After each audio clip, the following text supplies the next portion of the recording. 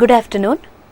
I welcome you all for VTU EduSat program on analog electronics. I am Mrs. Shubha B, working as Assistant Professor in the Department of Electronics and Communication, JSS Academy of Technical Education, Bengaluru. I take this opportunity to thank VTU, our management, for giving me this opportunity to deliver video lectures through EduSat program. Today we will be discussing about field effect transistors.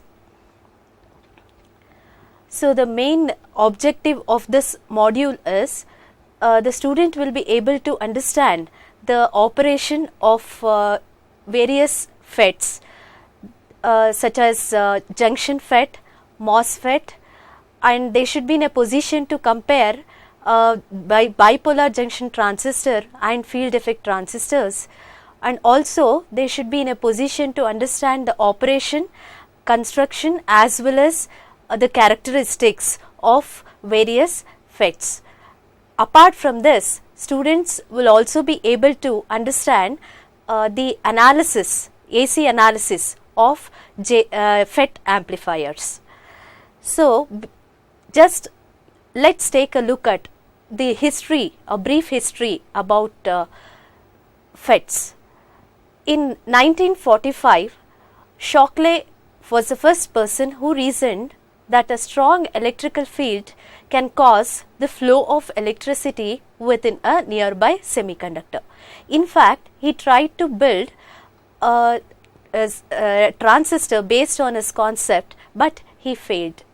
In the year 1960, another scientist by name John Atala developed a new design based on Shockley's original field effect theories.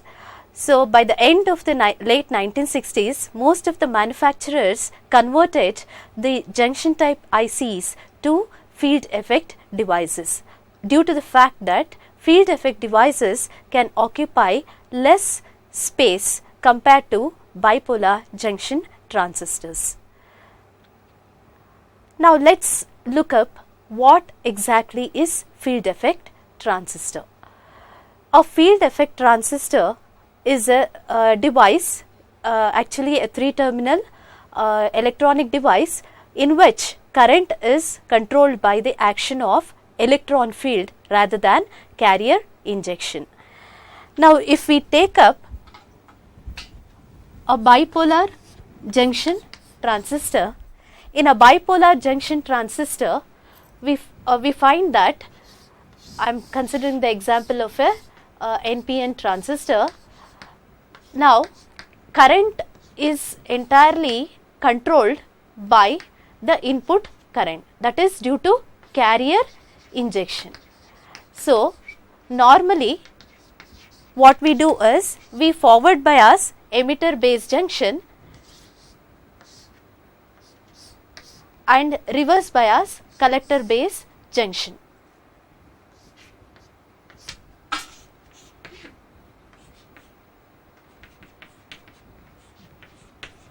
So due to this feature, what will happen is the electrons which are majority charge carriers in the n-type semiconductor, they will be injected towards the p-type base because of the negative terminal which is tied to the emitter, because this exhibits a source of repulsion as far as negatively charged electrons are concerned.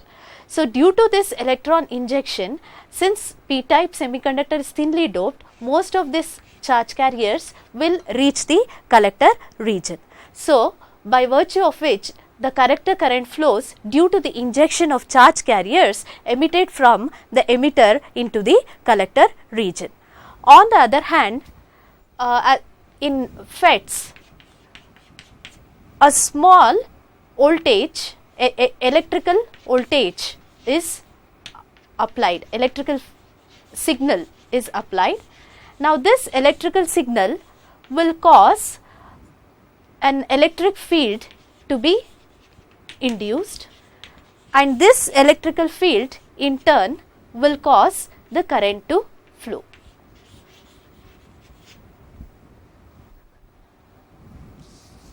So, to give a more insight into it, mathematically we all know that the electrical field is directly proportional to the applied voltage over the distance. Another fact is the current density depends on, I am writing this expression for electrons, so you will get negative sign.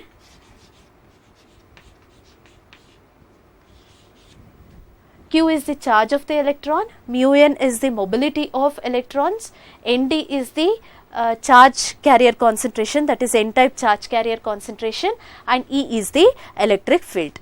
So, since E depends on the applied electrical voltage, we say that current density depends on the applied voltage. So, to get the current, we need to just integrate this current density over the distance under consideration. So, current is generated, or the electric current is generated because of applied voltage, which in turn creates electric field. So, in JFET or in FETs as such works on this principle.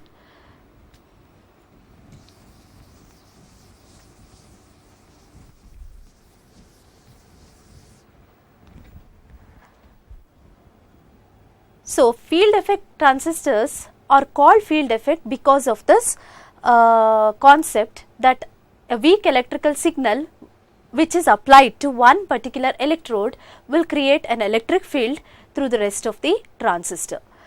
Another thing about FETs are the current is transported, current is decided by the transport of a single type of charge carriers, be it electrons or holes, depending upon which is the majority charge carriers in that particular device. So, coming to this, we can state that FET is a unipolar device in which operation entirely depends on only one type of charge carriers, and it is also an voltage controlled device. So, let us see why it is called voltage controlled device.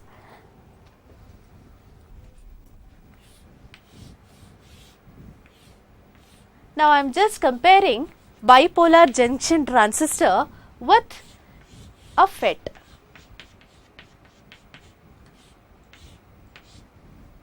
So, a bipolar junction transistor, as you all are aware of, has three terminals, that is emitter, base and collector. Now, I will consider the case of common emitter configuration, wherein which emitter is common between the input part of the circuit and the output part of the circuit. So, invariably in BJT, the being a current control device, the major control variable is the base current. So, base current actually decides the extent of collector current. So, as an example, I have considered CE configuration. In CE configuration, we can say that collector current is given by beta times IB, where beta is the current gain of the common emitter current gain of the transistor. So, since IB is very small, we get a maximum more collector current because beta is large. So, on the other hand, in voltage control devices such as FET, the three terminals are gate, source and drain. These are the three terminals. So, the control variable for FET or the voltage that is applied between gate and source. We denote this as VGS. So, this is the control voltage. Now, this control voltage will cause the current to flow. That current is denoted as the drain current. Now, ID is proportional to VGS. This we will look up at a later stage. So, a weak electrical signal which is applied to the gate terminal is causing a current, electric current to flow between the other ends of the other two leads of the transistor. Hence, they are called field effect transistor. Now, let us take up some of the advantages of FET. A FET can be used as a it can be matched with that of a BJT. BJTs are mainly used as amplifiers. Even FETs can be used as amplifiers owing to these advantages. First thing is, it has a very high input impedance, typically in the range of 10 power of 9 to 10 power of 12, and moreover source and drain are interchangeable. It can be operated for low voltage as well as low current, so which means that it is best suited for low power consumption. On the compared to bipolar junction transistor, FETs are less noisy. Now, since FET is a unipolar device, by virtue of which there will be no minority carrier storage. So, since minority carrier storage is not there, it turns off at a faster rate compared to that of BJT. Another important fact is that FETs are smaller in size, by virtue of which they occupy very small space in ICs. Now, having looked into the introduction of FET, now let us take the classification of FET.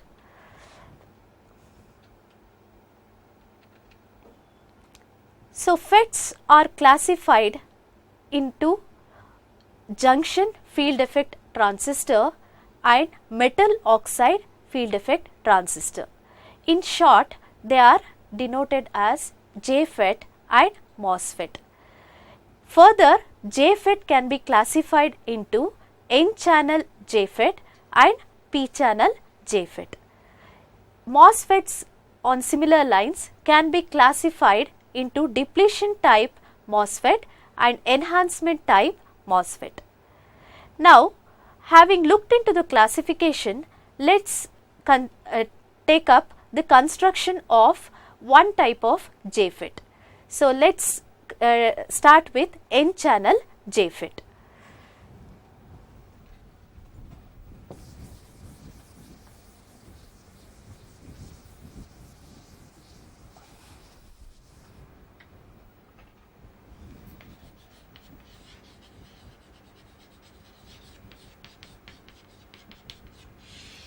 So, as far as construction is concerned, the starting material is silicon, into which donor impurity are introduced in order to obtain an N-type extrinsic semiconductor. So, a single bar of N-type semiconductor is considered. Into this, two P-type regions are diffused. So, these two regions are P-type regions. So, now the device is constructed. For external use, we have to provide external terminals. So, from the top end of this N bar, an ohmic contact, through ohmic contact, it is connected to the external terminal, and we call this external terminal as drain, abbreviated as D. On the other hand, the bottom end of the N-type bar is again connected via ohmic contact to an external terminal, and we denote this terminal as source, abbreviated as S. The two P-type semiconductors which is diffused into the N-type are usually internally connected.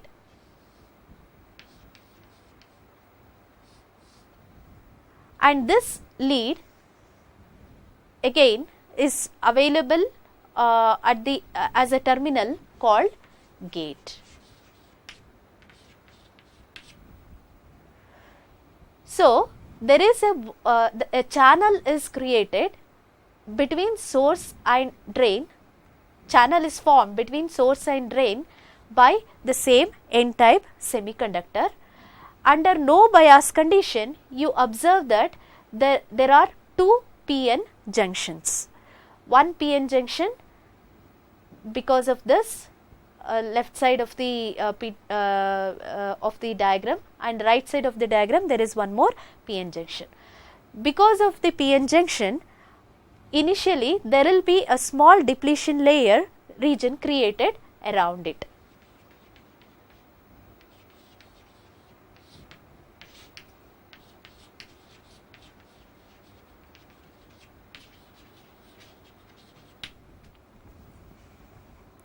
Now, let us consider the operation of this JFET. So, now the JFET operation can be understood by considering the various potentials applied between a gate and source and drain and source. So, as a first case, let us consider VGS is equal to 0. So, as it is depicted in this first diagram, this is the condition where gate to source voltage is equal to 0 and even drain to source is reduced to 0. No drain to source voltage is applied. Under this condition, since there is no gate to source voltage as well as drain to source voltage, obviously no carrier can move from source to drain, by virtue of which no current flows in the circuit. Now, let us take the condition when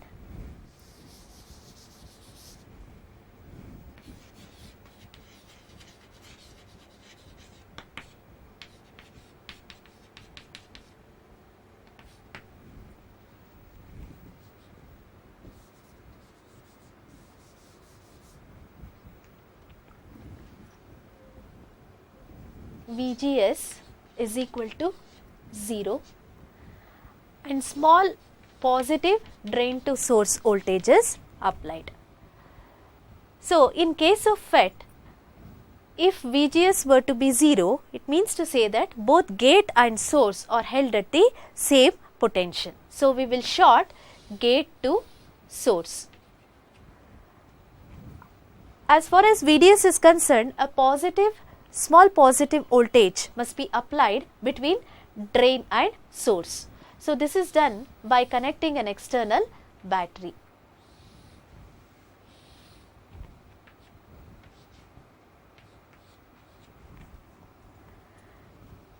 Since gate to source voltage is 0 and we are applying a positive voltage to the drain, and there exists a single channel connecting between source to drain, this drain to source voltage will cause the movement of charge carriers from the source to the drain because of strong force of attraction owing to the fact that positive terminal of this external battery is connected to the drain. So, due to this fact, the electrons will, being the majority charge carriers, will flow towards the drain. This transport of electrons will constitute a flow of current which is indicated by the arrow as shown, and this current is called drain current. Now, since source and drain have the same channel or of same type, that is N type, we say that source current is equal to drain current. That is the reason while mentioning the advantages, I told that the source and the drain are interchangeable because they are the leads taken out from the same N type of semiconductor. Now, let us see why this depletion layer towards the drain end is increased compared to at the source end. At the source end, since gate is at the same potential as that of the source, the width of the depletion region will be same as we see in an unbiased JFET. Now, we are applying a positive drain to source voltage between drain and source. This positive VDS will cause the potential difference or the potential establish different potentials across the N channel. To illustrate this, let us assume that the N channel exhibits a common or constant resistance.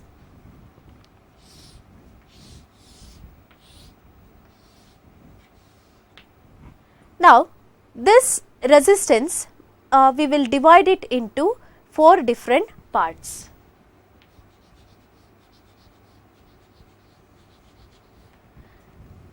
This is the overall resistance of the N channel.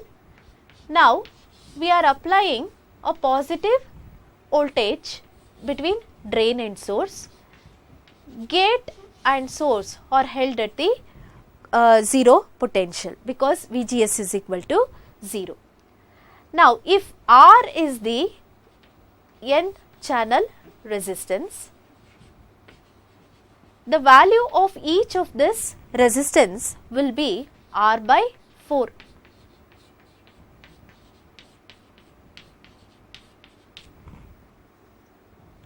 Now, suppose if I am applying plus 2 volts as VDS, you know that current that is flowing through the device is determined by Ohm's law, that is I is equal to V by R. Now, to find the voltage drop across each of, if I find the voltage drop across each of this section, we will get different values for each and every part of the resistance, N channel resistance under consideration. Suppose if I consider this, the voltage drop, let me call this as V1, V1 will be V by R into R by 4.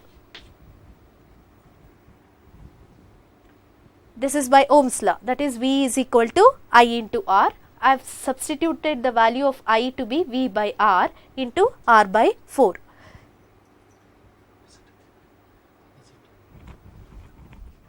So, I can cancel off this R and we have applying V to be equal to 2. 2 by 4 will be equal to 0.5. So, the voltage drop at this node will be equal to 0.5 volts. On similar lines, based on the same calculation, we find that the potential drop at this node will be, at this part of the N channel will be 1 volt.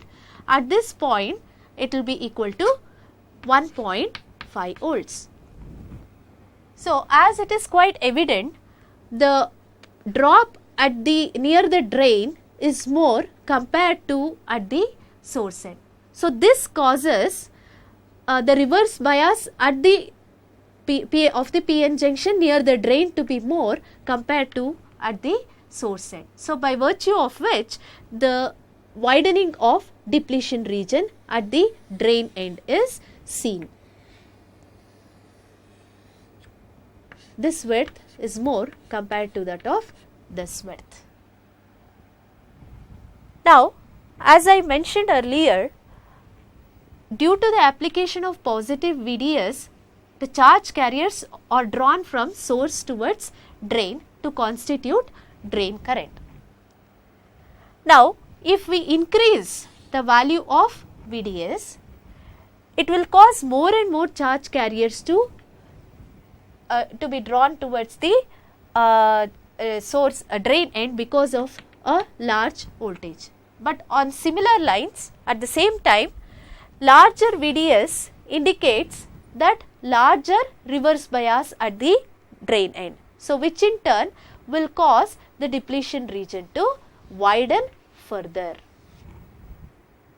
So, as you can see here, there is the channel which is the distance between the two PN junctions are being reduced because of the widening of this channel.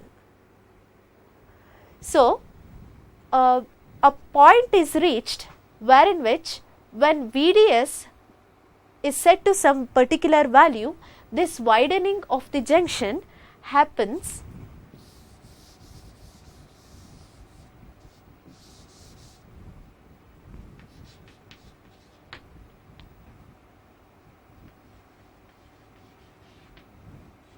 will continue, thereby constricting the channel. So, the effective channel width is reduced, as you can see here.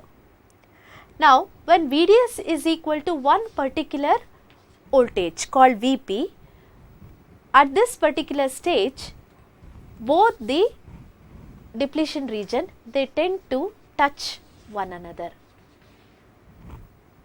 So, this condition wherein which the two depletion regions appear to merge at the top end of the diagram is called Pinchoff condition.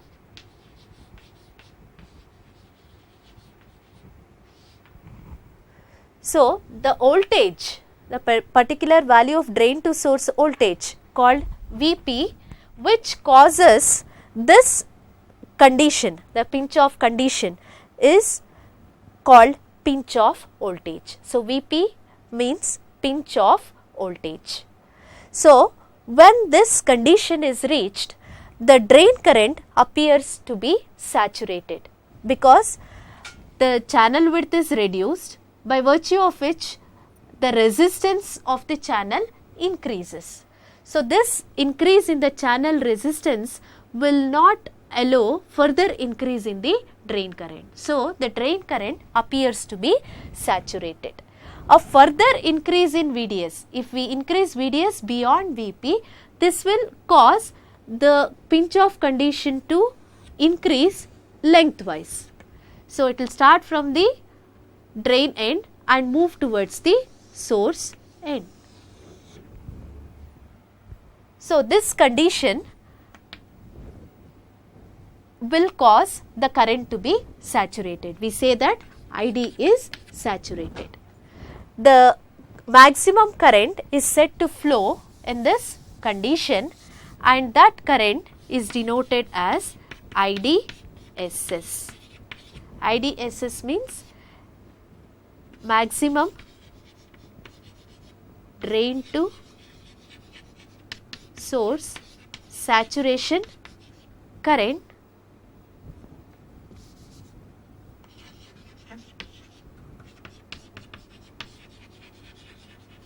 when VGS is equal to 0.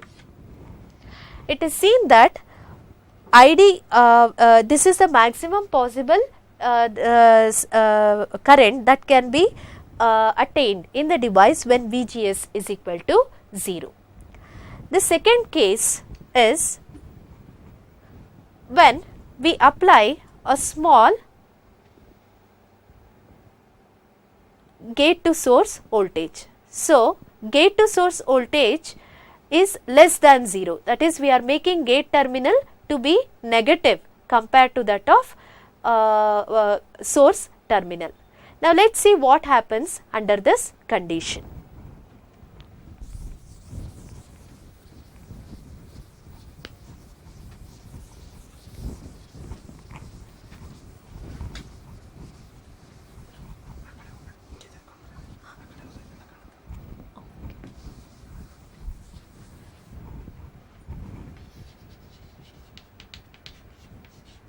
Now, we are applying VGS to be less than 0 and VDS to be some positive voltage.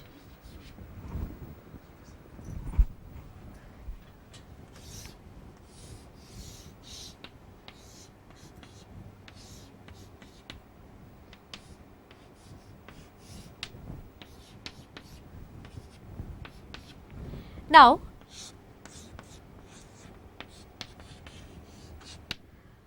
we are applying VGS to be less than 0. As an example, I will consider VGS to be minus 1 volt.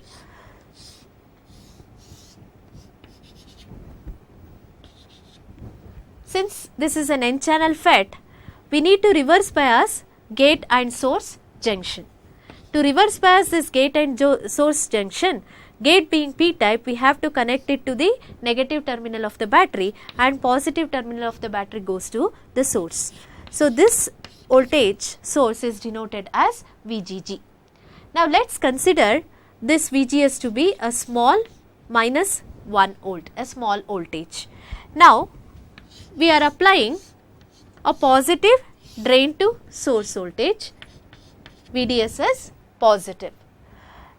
Now, since this gate to source voltage also reverse biases this PN junction, already the width of the depletion region is increased owing to the fact that we are applying reverse biasing the gate to source junction.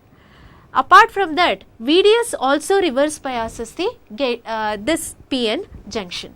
So, by virtue of which the widening of the depletion region is obtained at much lower value of VDS compared to what it was when VGS was equal to 0.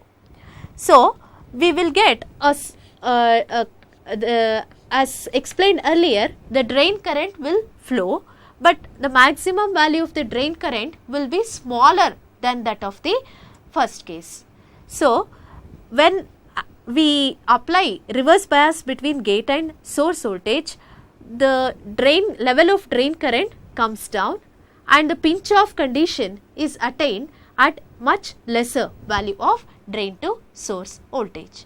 So, as we further increase the value of this VGG, that is VGS is made more negative, the level of drain current goes on reducing, and moreover the linear portion of the characteristic curve also comes down. So, at one particular value of VGS, which we say as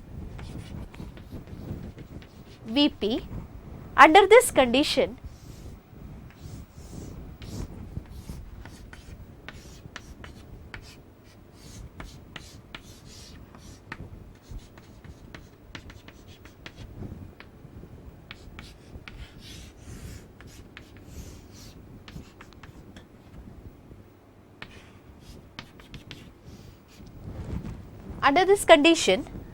we observe that the widening of depletion region around the PN junction will increase. A point is reached where the channel is said to be pinched off. Under this condition, we will observe that the drain current is saturated. So, there are two conditions for pinch off. One, when VGS is equal to 0 and when VDS is equal to VP, we will pinch off condition occurs. Again, when VGS is equal to VP and VDS is some small positive voltage, will also cause the same pinch off condition. So, when the channel is pinched off, obviously there is no further increase in the flow of current, and we say that the drain current is saturated. So, in order to all this operation of the JFET can be summarized by plotting a curve between VDS and IDS for constant VGS. So, the resulting curve is called drain characteristics.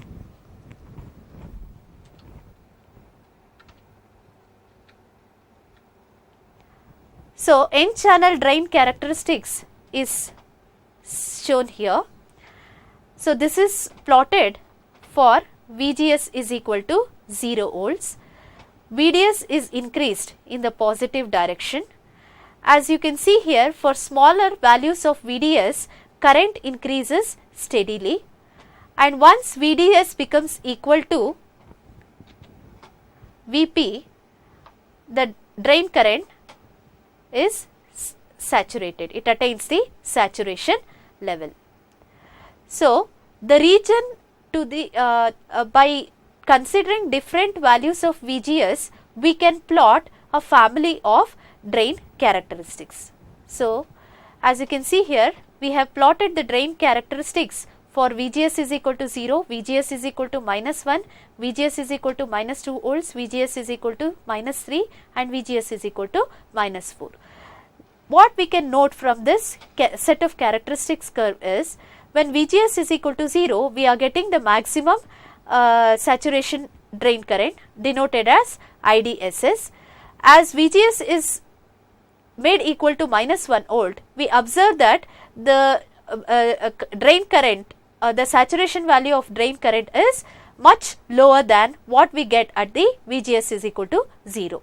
On similar lines, when VGS becomes equal to Pinchoff voltage, that is when VGS is equal to minus 4 volts, in this case as an example, we find that current is completely equal to 0. Current becomes equal to 0. So, this voltage is called Pinchoff voltage. So, when VGS becomes equal to Pinchoff voltage, current does not flow in the circuit. But when VGS is made more negative and it is towards 0, we observe that the current flows in the circuit. Now, if we take the locus of this Pinchoff values, we observe that we can define two regions of operation. One is one towards the left of this locus, it is called ohmic region. One towards the right of this locus called saturation region. In the saturation region, the drain current remains constant, and this is the region of operation most suitable for amplifiers. As far as ohmic region is concerned, in ohmic region, the JFET can be operated as a variable resistor, because in this ohmic region, till the knee of this characteristics, the N channel resistance is almost constant. On the other hand, when it enters into the saturation region, you are getting more horizontal curves, which indicates that the channel resistance is increased. So, in the ohmic region, depending on the different levels of currents, if we take the slope of this ohmic characteristics, we can get the resistance of that particular N channel device. So,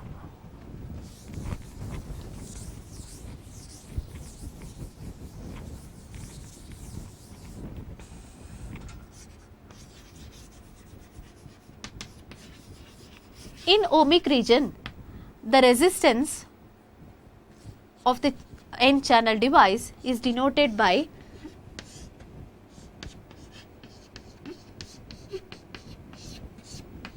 or given by this equation, where R0 is the resistance of the N channel when VGS is equal to 0. So, as VGS is increased, you will observe that the channel resistance also varies. So, when VGS becomes equal to VP, you will observe that in the denominator the value will be equal to 0, by virtue of which channel resistance will attain an infinite value. But practically, we will observe that the channel resistance is on the higher side. So, since the input circuit is reverse biased, in case of FETs, we observe that the input impedance is very large compared to that of BJT.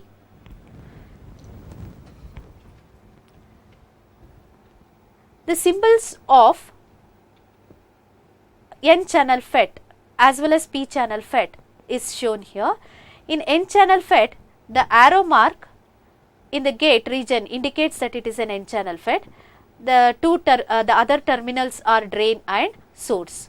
So, on the other hand, as far as P channel FET is concerned, the arrow mark indicating the gate region is moving out of the device. So, the rest of the terminals are drain and source.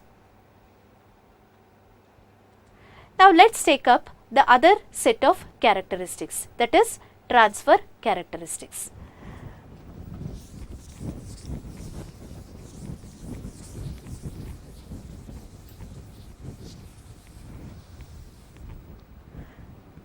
To plot the transfer characteristics, we will be using Shockley's equation. So, Shockley's equation is given by ID is equal to IDSS into 1 minus VGS by VP the whole squared. If you observe here, VP, IDSS are both constant values. On the other hand, VGS is the control variable. So, ID depends on gate to source voltage that is applied. So, observe here there is a factor, a square factor. So, it means to say that the transfer characteristics of JFET is non-linear. Owing to this fact, they are also called square law devices. They are also called square law devices. Now, transfer characteristics, which is a plot of ID versus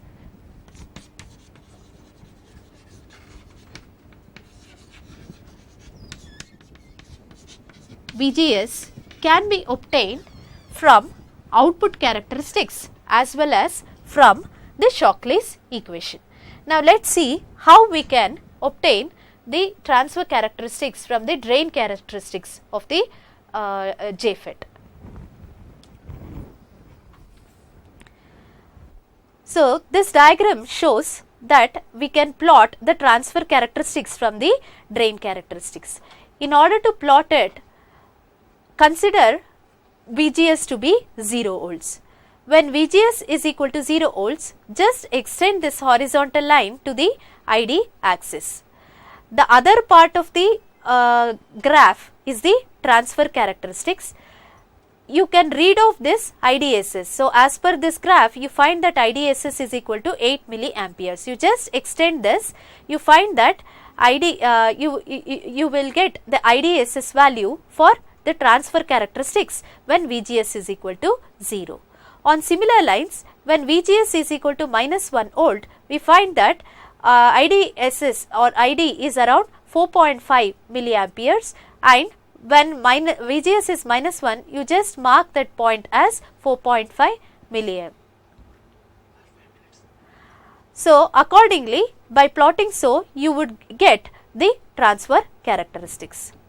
So, another method of plotting the transfer characteristics is using the shorthand method.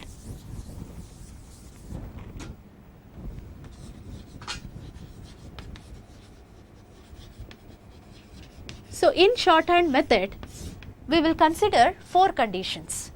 We know that when VGS is equal to 0 volts, we find that ID is equal to IDSS. Also, when VGS is equal to Pinchoff voltage, ID becomes equal to 0. This is condition 1 and condition 2. To arrive at the third condition, we will consider ID is equal to IDSS into 1 minus VGS by VP the whole square. Now, I will consider VGS to be VP by 2. If I substitute in this equation, we find that ID will be equal to IDSS by 4. So, the fourth condition is when ID is equal to IDS by 2, SS by 2, using the same equation we find that VGS is approximately equal to 0.3 times VP. So, using these 4 conditions, it is sufficient enough to plot the characteristics. To illustrate this, I will take the example of IDSS is equal to 12 milliamperes and VP is equal to minus 6 volts. This is ID and this is VGS. So, when VGS is equal to 0, ID will be equal to IDSS. So, this is VGS is equal to 0, IDSS value is 12 milliamperes. The second condition is when VGS is equal to minus 6 volts, ID will be equal to 0. So, if this is minus 6 volts, ID will be equal to 0. The third point is when VGS is equal to 3 volts, minus 3 volts, that is VP by 2, we will get ID is equal to IDSS by 4, that is 12 by 4 is nothing but 3. This is 3 milliamps. The last condition is when ID is equal to IDSS by 2, we will get VGS to be equal to 0.3 times VP. Accordingly, you will get much lower value here. So, by plotting this, you will get, or joining this curve, you should be in a position to draw transfer characteristics. So, this example illustrates a shorthand method to find the transfer characteristics. So, on the other hand, the P-channel working of P-channel FET is similar to that of N-channel FET. Only thing is that you have to change the polarities of the external voltage source as well as the direction of flow of current is also opposite to that of N-channel FET.